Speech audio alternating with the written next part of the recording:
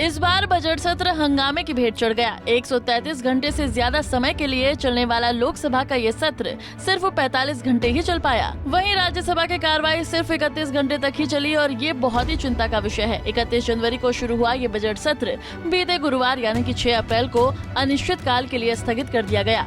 Budget सत्र का दूसरा चरण 13 मार्च को शुरू हुआ था, लेकिन विपक्ष का हंगामा एक बार भी नहीं रुका।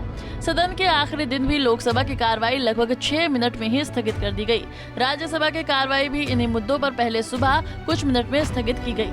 एक तरफ कांग्रेस की ओर से अडानी मामले पर जांच के लिए संयुक्त संसदीय समिति यानी कि ज्वाइंट पार्लियामेंट्री कमेटी गठित करने की मांग और नारेबाजी, तो दूसरी ओर भाजपा सदस्यों द्वारा राहुल गांधी से विदेश में भारतीय लोकतंत्र की आलोचना के लिए माफी की मांग। दोनों ओर से आरोप प्रत्यारोप, हंगामा, नारेबाजी और अंततः कार्रवाई स्थगित। इस बार सारे बजट सेशन के दौरान बस एक ही माहौल रहा।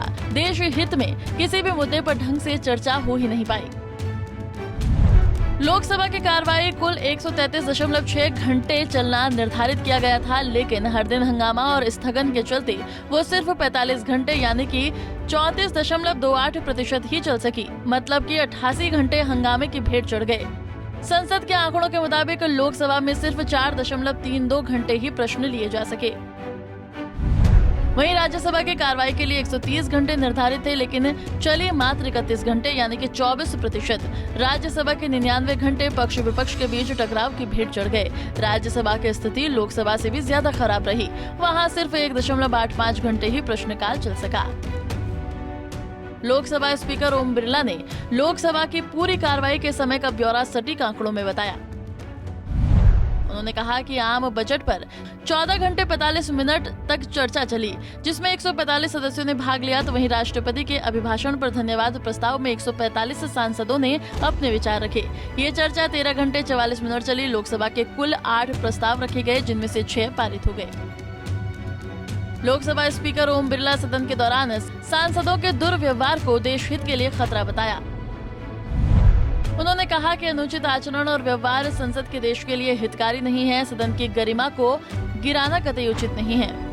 अनुचित व्यवहार सदन और देश की लोकतांत्रिक मर्यादाओं के लिए हानिकारक है। इस दौरान सदन में प्रधानमंत्री नरेंद्र मोदी, रक्षा मंत्री राजनाथ सिंह समेत कई केंद्रीय मंत्री मौजूद थे। सिर्फ लोकसभा स्पीकर ओम बिरला ने ही नहीं, बल्कि राज्यसभा के सभापति जगदीश धनखड़ ने भी सदन की कार्रवाई में रुकावट पैदा करने पर चिंता और निराशा व्यक्त की। सभापति ने सदन को संबोधित करते हुए कहा कि राज्यसभा का 159वां सत्र समाप्त हो रहा है। हालांकि आज एक चिंता का विषय भी है। संसद लोकतंत्र की प्रहरी यानी कि चौकीदार है। जनता हमारी प्रहरी है। हम जनता के प्रति जवाबदेह हैं। जनता की सेवा करना हमारा प्राथमिक कर्तव्य है। संसद के पवित्र सदन लोगों के समग्र कल्याण, चर्चा और विचार विमर्श और बहस के लिए है। ये कितनी बड़ी विडंबना है कि आज संसद में अव्यवस्था एक नई परंपरा बनती चली जा रही है। एक नया मानदंड बन रहा है जो लोकतंत्र के लिए खतरनाक साबित हो रहा है। इसके अलावा उन्होंने कहा कि ये बहुत ही चिंताजनक और पीड़ादायक है कि संसद में होने वाली बहस, संवाद और विचार विमर्श का स्थान व्यवधान और शोर शराबे ने ले लिया है। संसद के कामकाज को ठप करके उसे एक राजनीतिक हथियार बनाना हमारी राजनीति के लिए इतने गंभीर परिणाम हो सकते हैं। उन्होंने कहा कि संसद के ठप रहने से बड़े पैमाने पर लोगों की घोर निराशा हुई है। जनता के मन में हम तिरस्कार और उपहास के पात्र बन रहे हैं। हमें लोगों की अपेक्षाओं पर खरा उतरने की आवश्यकता है।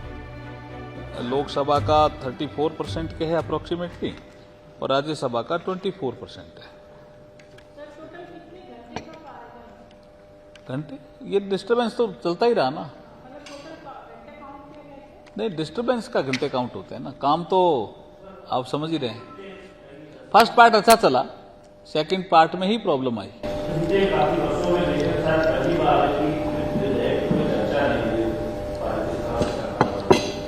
हमने आपको पहले भी बताया, ब्रीफ किया। हम चाहते थे कि वित्त विधेयक चर्चा होकर के पास हो, इसलिए हम हमारा स्टैंड छोड़ने के लिए तैयार हो गए थे।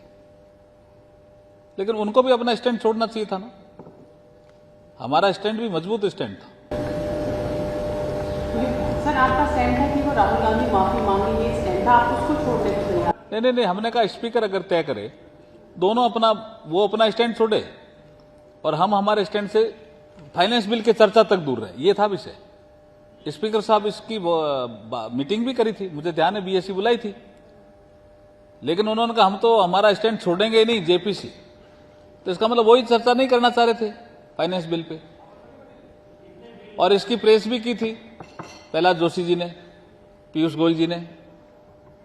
कभी एक पॉइंट ऑफ टाइम ऐसा आया था कि हम फाइनेंस बिल पे चर्चा करना चाह रहे थे, फिर दोनों अपने अपने एक बार फाइनेंस बिल तक स्टैंड को छोड़ दें तो चर्चा हो सकती थी। इसका मतलब कौन था अड़ा हुआ? तो विपक्षी था। इस बार बजट सत्र का हंगामा होना और जनता की उम्मीदों पर खरे न उतरना बहुत ही चिंता का विषय है। बजट सत्र के दौरान किसी भी दिन बजट से जुड़े विषयों पर चर्चा और बहस सुनने देखने को नहीं मिली। लोकसभा में ऐसी स्थितियों के लिए जिम्मेदार कौन है? इस बजट सत्र में देश हित से जुड़े किसी मुद्दे पर चर्चा न होने पर आपके क्या विचार हैं? हमें कमेंट सेक्शन में जरूर बताएं। Bureau report, Punjab Kesari TV. हमसे जुड़े रहने के लिए हमारे YouTube चैनल को सब्सक्राइब करें और नई वीडियो की नोटिफिकेशन के लिए बेल आइकॉन को दबाएं।